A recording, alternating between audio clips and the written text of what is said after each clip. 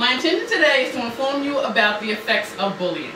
Bullying is defined as aggressive behavior that is intentional and involves an imbalance of power and strength.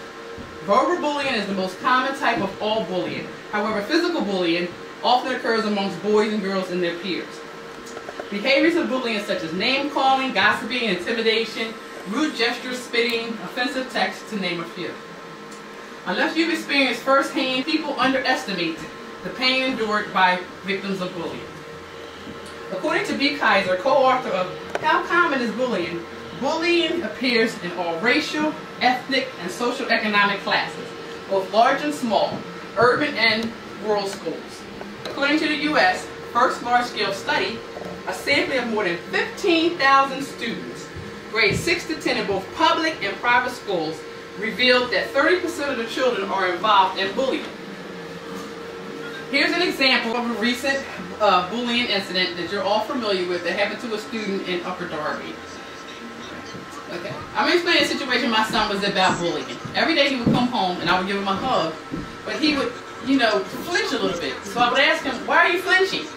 And he said, nothing, no reason. So this happened over a course of a week. So when he came home, I said, Dominic, please tell your mother, what happened. So every day he would get ready to go in class, and before he went to class, a kid would punch him in the side. Every day he was being bullied. And so I went up to the school, and I talked to the teachers and the principal and all that, and the kid was expelled. So I've experienced firsthand what bullying is. According to Arissa Menenzi Arthur, is bullying learned at home? Fights and quarrels are common in all families, and parents try to maintain their peace. However, it can lead to bullying. An absent father, jealous siblings, divorce, and several reasons why bullying can occur. There's a significant correlation between siblings and school bullying and victimization. Children are bullied, or victims at home seem to maintain their roles at schools. According to author J.P. Saunders, her book, All About Cyberbullies, Who They Are and What They Do, everyone has access to the internet, and a mobile phone making digital communication a new way to bully. Websites like Facebook, instant messaging accounts for more than half of the cyberbullying. 70% of cyberbullies also bullied in real life and are more likely to bully their victims in the same way that they've been bullied. The other 30% only bully in the cyber world. Bullying just does not occur in children.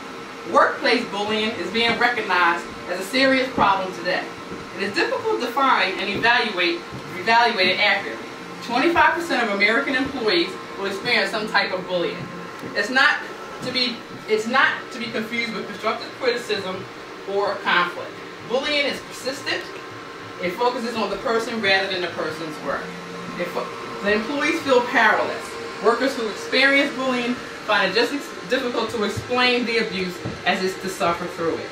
Workplace abuse can happen to anyone. Examples may include being ignored for promotions, being left out, or even talked about or humiliated.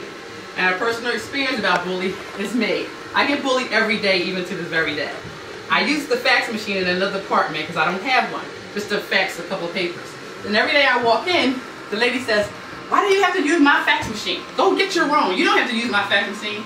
So I turn around and kindly say, this is company's property and company's paper, and you don't pay for it. So please, I would appreciate you not, saying those things to me.